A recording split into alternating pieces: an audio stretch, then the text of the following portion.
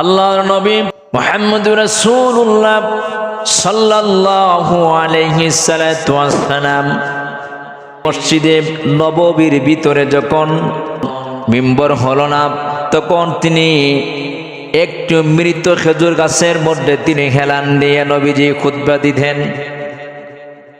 হাদিস শরীফের ভিতরে এসেছে, মসজিদে নববীর ভিতরে যখন মিম্বর যখন হয়ে গেল, সেই খেজুর গাছটা মৃত খেজুর গাছ থেকে সরিয়ে দেওয়া হলো। এই মৃত খেজুর গাছের নাম ছিল উস্তুনে খান্না। ছিল কি নাম ছিল বলেন? উস্তুনে খান্না ছিল তার নাম। মিম্বর যখন হয়ে গেল, আর যখন এই মৃত খেজুর গাছ উস্তুনে খান্নাকে সরিয়ে দেওয়া হলো, ছড়ানোর সময় উস্তুনে খান্না চুকের উস্তুনে খান্না তখন কান্না শুরু করে দিল। মানুষ যেমন করে হাউমাউ করে কাঁদে, মানুষ যেমন করে চিৎকার করে কাঁদে, ডেকরায় কাঁদে, ঠিক তেমনি ভাবে সেই উস্তুনে খান্না নামক মৃত খেজুর গাছ থেকে কান্নার শব্দ ভেসে ভেসে আসছিল। আল্লাহর হাবিব মুহাম্মদুর রাসূলুল্লাহ সাল্লাল্লাহু আলাইহি ওয়াসাল্লাম এই উস্তুনে খান্নাকে প্রশ্ন করলেন, উস্তুনে খান্না, মৃত্যুর গাছ রে, মৃত খেজুর গাছ, what happened to you? Why are you crying this like loudly? এইভাবে তুমি কাঁদছো কেন? জোরে জোরে তুমি কাঁদছো কেন? কিসের জন্য কাঁদো? তোমার কি হলো? উস্তুনে খান্না মনের ভিতরে তিনি বিচ্ছেদ দিয়ে বলছেন, ইয়া রাসূলুল্লাহ, ইয়া হাবিবাল্লাহ, নবীজি, কান্নার কারণ হচ্ছে ইয়া রাসূলুল্লাহ, ইয়া হাবিবাল্লাহ, এতদিন পর্যন্ত আপনি আমার গায়ের মধ্যে হেলান দিয়ে, এতদিন পর্যন্ত আপনি মসজিদের ভিতরে খুতবা দিয়েছেন, আমার বড় ভালো লেগেছে। আপনার জিসে মুবারক আমার উস্তুনে খান্নার মধ্যে লাগার কারণে আমার জীবন ধন্য হয়ে গেল, আমার জীবনটা ধন্য হয়ে গিয়েছে, আমি উস্তুনে খান্না ধন্য হলাম।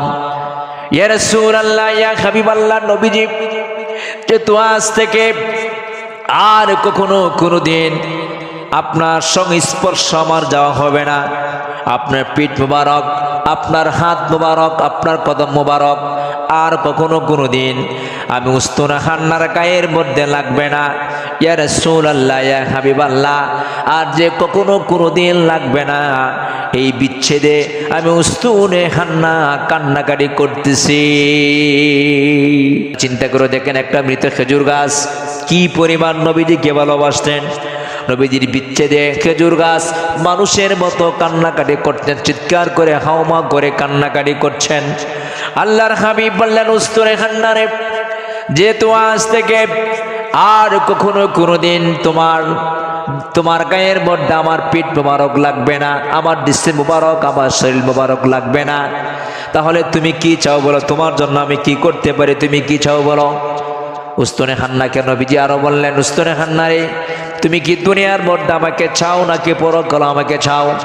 উস্তুনে খান্না বলেন, ইয়া রাসূলুল্লাহ, ইয়া হাবিবাল্লাহ, নবীজি, আমি শুধুমাত্র দুনিয়ার মধ্যে আপনাকে চাই না, আমি পরকালেও আপনার সংস্পর্শ আমি থাকতে চাই। আল্লাহর নবী নূর নবী মুহাম্মদুর রাসূলুল্লাহ সাল্লাল্লাহু আলাইহি ওয়াসাল্লাম সাহাবীদেরকে বললেন সাহাবেরা শোনো, একটা খবর খনন করো। খবর খনন করা হলো। আল্লাহর হাবিব বললেন, এই উস্তুনে খান্নাকে এই কবরের মধ্যে তোমরা শায়িত করে কবরস্থ করে দাও। সুবহানাল্লাহ। ভাইরা আমার, এই জন্য নবীজিকে ভালোবাসার দরকার আছে না নাই? নবীজিকে ভালোবাসতে হবে। হযরত আম্মাদান আয়েশা সিদ্দিকের একটা ঘটনা বলে শেষ করে দিচ্ছি।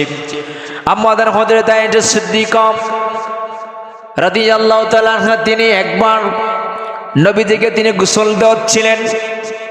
আল্লাহ নবী নূর নবী মুহাম্মদুর রাসূলুল্লাহ সাল্লাল্লাহু আলাইহি ওয়াসাল্লাম তিনি একটা জলচকির মধ্যে নবীজি বসলেন। নবীজি যখন বসছিলেন জলচকির মধ্যে, বসার সময় হযরতে আম্মাদান আয়েশা সিদ্দিকা রাদিয়াল্লাহু তাআলা আনহার পাটা জলচকের নিচের মধ্যে পড়ে গেল। হযরত আয়েশা সিদ্দিকা রাদিয়াল্লাহু তাআলা আনহা তিনি চিৎকার করলেন না, তার যন্ত্রণা হচ্ছে, কষ্ট হচ্ছে। অবশ্যই কষ্ট হওয়ার কথা, কি কথা না? অবশ্যই কষ্ট হওয়ার কথা, কিন্তু তিনি কোনো চিৎকার করলেন না। ধৈর্য ধারণ করে আমাদের হযরত আয়েশা সিদ্দিকা রাদিয়াল্লাহু তাআলা আনহা, তিনি আল্লাহর হাবিব মুহাম্মদুর রাসূলুল্লাহ সাল্লাল্লাহু আলাইহি সাল্লামের শরীর মুবারকের মধ্যে তিনি পানি ঢেলে ঢেলে দিচ্ছেন, পানি যাচ্ছে নিচ দিয়ে। আল্লাহর নবী হঠাৎ করে তিনি দেখতে পাচ্ছেন পানির সঙ্গে রক্ত দেখা যাচ্ছে। নবীজি দিক ওদিকে তাকালেন, কিন্তু তিনি দেখতে পেলেন অর্থাৎ রক্তটা কোথায় থেকে আসছে নবীজি বুঝতে পারছিলেন না।